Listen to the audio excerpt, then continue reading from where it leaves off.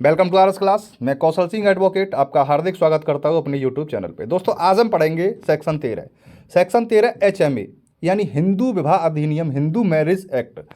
ये कब लागू होता है, कब डाला जाता है, पति या पत्नी कब डाल सकते हैं दोनों, और क्या क्या इसकी कंडीशन है, किस कंडीशन पे ये सेक्शन 13 डाला जाएगा, तो देखते हैं।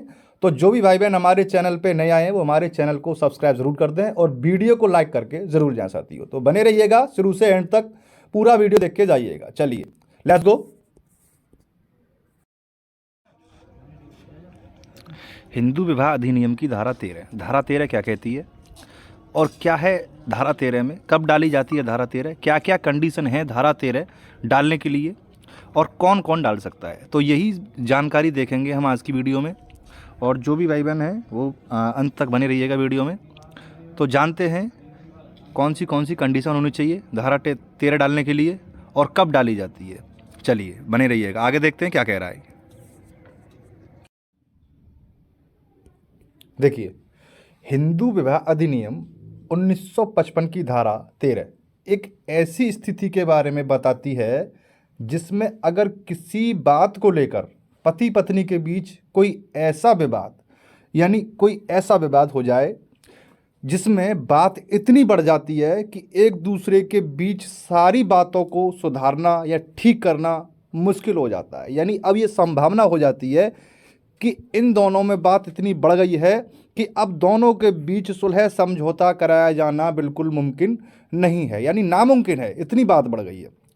तो ये सेक्शन 13 आपका डाला जाता है। आगे क्या कह रहा है, आगे कह रहा है एक साथ रहना भी मुश्किल हो जाए, यानी ये दोनों पति पत्नी एक साथ रहना भी मुश्किल हो जाए, एक साथ नहीं रह रही, ये अपोजिट हो जाते हैं बिल्कुल, ये अलग है ये अलग है। धारा 13 पति व पत्नी को कानूनी रूप से अलग होने यानी तलाक यानी डाइवोर्स लेने का अधिकार देती है। अगर मान लीजिए जब आप दोनों में संबंध भैया बढ़िया नहीं है तो आप ऐसा करो, कुड़ कर मत मरो, ठीक है, आप अलग रह लो। क्या रह लो, आप अलग रह लो, ऐसे आप एक दूसरे को देखकर जल कर मत मरो, अलग रह लो आप। तो ये धारा 13 आपकी कहती है कि आप अलग रहो, स्वतंत्र रहो, आप चाहे कुछ भी करो और आप चाहे कुछ भी करो। चलिए आगे देखते हैं आगे और क्या कह रहा है। आगे कह रहा है विवाह के पश्चात अपने पति पत्नी के अतिरिक्त किसी अन्य व्यक्ति के साथ शैक्षिक यौन संबंध स्थापित किया है, यानी विवाह के पश्चात यानी विवाह के बाद अपनी मर्जी से पति हो या पत्नी हो अपने पति के अलावा किसी अन्य व्यक्ति से यौन संबंध स्थापित किया है।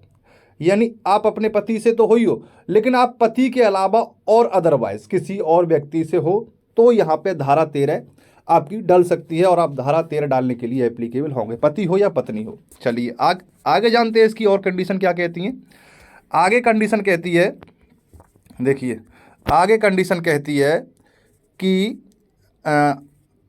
विवाह संपन्न होने के पश्चात, यानी विवाह हो गया उसके बाद याचिकाकर्ता कौन होता है, जो डालता है, पति हो या पत्नी हो, धारा 13 जो डालती है वो याचिकाकर्ता होता है। याचिकाकर्ता के साथ क्रूरतापूर्ण व्यवहार किया गया हो, यानी क्रूरतापूर्ण व्यवहार किया गया हो उसके साथ, चाहे वो पति हो या पत्नी हो, दोनों को लेकर चलेंगे हम इसमें, ठीक है। आगे देखते हैं आईवी क्या कहता है। आईवी कहता है आपका, देखिए आईवी कहता है याचिका प्रस्तुत करने से ठीक पहले, यानी जो हम पिटीशन डालेंगे न्यायालय में, जो हम मुकदमा डालेंगे, उसे डालने से ठीक पहले कम से कम 2 वर्ष के निरंतर अवधि के लिए याचिकाकर्ता को छोड़ दिया गया हो। यानी कितना होना चाहिए, गैप कितना होना चाहिए, आप सेक्शन 13 डाल रहे हो तो 13 तो 2 वर्ष का होना चाहिए, 1 वर्ष भी कंफर्टेबल हो जाता है, 1 वर्ष भी आप डाल सकते हो, अगर 1 वर्ष वाली बात है तो आप डाल सकते हो, लेकिन 2 वर्ष का तो होना ही चाहिए, पति पत्नी को अलग रह रहे हो, कोई यौन संबंध स्थापित ना किया हो दोनों ने, ठीक है।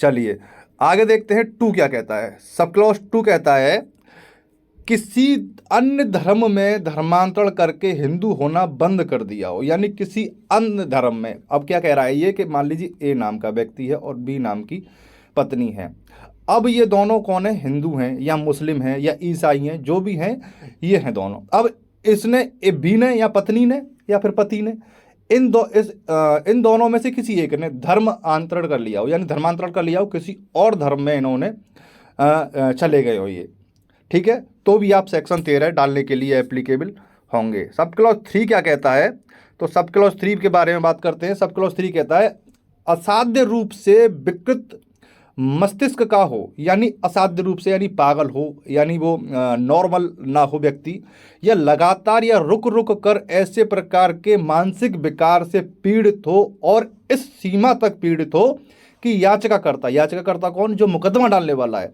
से उचित रूप से प्रतिवादी के साथ रहने की अपेक्षा ना की जाती। प्रतिवादी कौन होगा, जिसके खिलाफ मुकदमा डाला जा रहा है, वो हो गया आपका प्रतिवादी, ठीक है।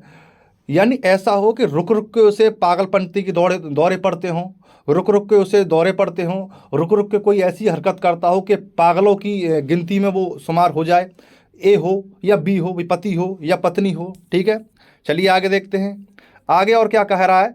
आगे कह रहा है का क्या कहता है कि मानसिक विकार से मानसिक बीमारी, मस्तिष्क का रुका हुआ या अधूरा विकास, मनोरोगी विकास या मस्तिष्क का कोई अन्य विकार या विकलांगता अभिप्रेत है, और इसमें सिजियोफ्रेनिया भी शामिल है। यानी कोई मस्तिष्क का कोई बीमारी हो, या फिर कोई रुका हुआ विकार हो, कोई रुका हुआ कोई बीमारी हो, जैसे कि वो रुक रुक कर आती हो, या फिर शादी से पहले हो वो छुपा ली गई हो, शादी के बाद में अगर पत्नी को पता चल जाए या पति को पता चल जाए, तो भी आप सेक्शन 13 डालने के लिए एप्लीकेबल होंगे। या मतलब ये कह रहा है कि कोई भी ऐसी बीमारी हो, ए को या बी को, पति को या पत्नी को, कि उसे दूसरे पार्टनर के बारे में संज्ञान ना हो कि इसको ये बीमारी हो भी सकती है, तो भी सेक्शन 13 डालने के लिए वो एप्लीकेबल होंगे साथियों। खा क्या कहता है, खा के बारे में अगर बात की जाए,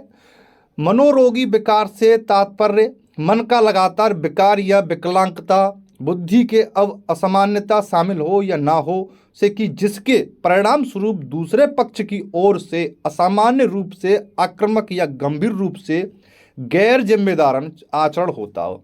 यानी वो ऐसा आचरण करता हो कि ये मेरा कुछ है ही नहीं, पति या पत्नी कोई हुआ, ऐसा आचरण करता हो दोनों में से, ये मेरा कोई है ही नहीं, गैर जिम्मेदार, यानी कोई अपना जिम्मेदारी न निभाए, कोई पागलों वाली हरकत करे, ठीक है, यानी कोई जिम्मेदारी नहीं समझता हो अपनी कि मेरी इसके प्रति कोई जिम्मेदारी भी बनती है, और चाहे इसके लिए चिकित्सा उपचार की आवश्यकता हो या ना हो। अब जरूरी नहीं कि इसका इलाज ही चल रहा हो तो ये पागल माना जाएगा, साबित भी हो सकता है कि अगर आप ऐसी हरकत करते हो तो भी आप पागल की श्रेणी में रखे जाओगे। चलिए आगे चौथा क्या कहता है, चौथा कहता है किसी घातक एवं लाइलाज कुष्ठ रोग से पीड़ित हो, यानी कोई ऐसी बीमारी हो जिसका कोई इलाज ही ना हो। आप ऐसी बीमारी से पीड़ित हो, पति हो या पत्नी हो, कि जिसका कोई इलाज ना हो, कोई घातक बीमारी हो जिसका कोई समाधान हो ही ना, तो आप इससे तलाक ले सकते हो। ये कंडीशन होती है हमारी, कंडीशन तलाक लेने की क्या क्या कंडीशन हो सकती है हमारी। चलिए अब भी कहता है संचारी रूप में यौन रोग से पीड़ित रहा हो, यानी पत्नी की बात आ गई। अब ये आ रहा है कि संचारी रूप से, यानी शुरू से ही यौन रोग से पीड़ित रही हो, कोई यौन रोग उसे हो शुरू से ही, ये छुपाया गया हो फिर बताया ना गया हो पति को।